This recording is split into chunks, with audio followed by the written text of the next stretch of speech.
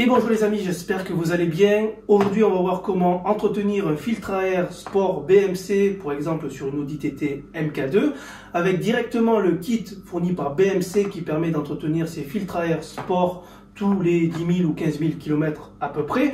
Vous pouvez tout à fait rallonger ce temps-là, mais bon, on va dire que comme c'est un filtre à air réutilisable et nettoyable, pourquoi s'en priver? Donc il contient directement un détergent pour venir nettoyer intégralement la poussière qui s'est accumulée sur les différentes stries du filtre à air. Et il contient également une bombe en spray qui va permettre de venir appliquer de l'huile sur le filtre à air qu'on a précédemment nettoyé.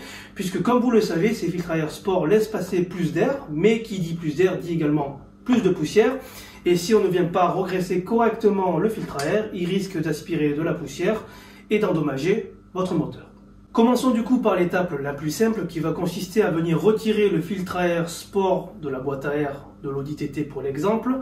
Pour cela, on va se munir d'une clé Torx où on va venir retirer les 8 vis qui se cachent de part et d'autre de la boîte à air. Une fois que c'est fait, on va soulever le couvercle, on va venir retirer le filtre et maintenant on va se retrouver à l'étape de nettoyage.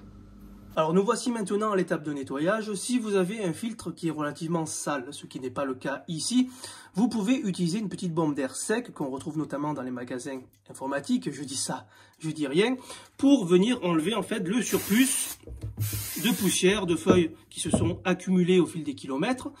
Ensuite, une fois que c'est fait, on peut venir appliquer maintenant le détergent. Donc le détergent se présente comme ceci. Je vous conseille de le faire soit dans un évier, soit dans un petit récipient pour ne pas balancer du produit de partout. Alors je ne sais pas si c'est bien corrosif ou pas.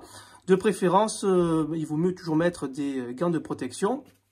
On va défaire ça. On vient mettre ce qui est fourni dedans. Et là, vous pouvez constater qu'ils ont quand même mis un embout puisque on va en fait couper ici pour pouvoir mettre le détergent sur le filtre. Mais il ne faut pas mettre tout le détergent. Il faut juste venir l'appliquer sur chaque petite strie ici. Et du coup, ça va consommer, on va dire, 10 ml grand maximum. Et le reste, on pourra le réutiliser à la prochaine révision.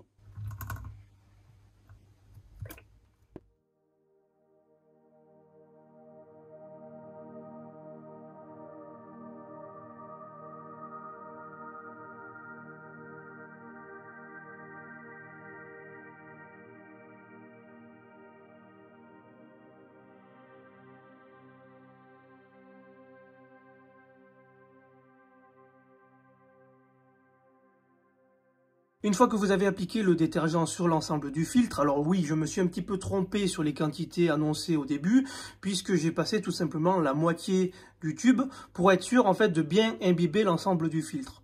Maintenant, il ne reste plus qu'à attendre environ 10 minutes, le temps que le détergent agisse, et on viendra ensuite tout simplement le nettoyer à l'eau.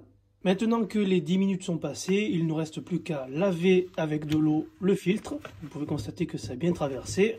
Moi, je vais le laver un petit peu à l'eau tiède pour accélérer en fait le séchage après.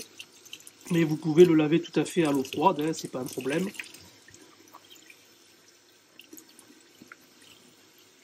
Voilà, maintenant que notre filtre est intégralement rincé, on va le laisser sécher quelques heures, le temps que l'eau s'en aille intégralement.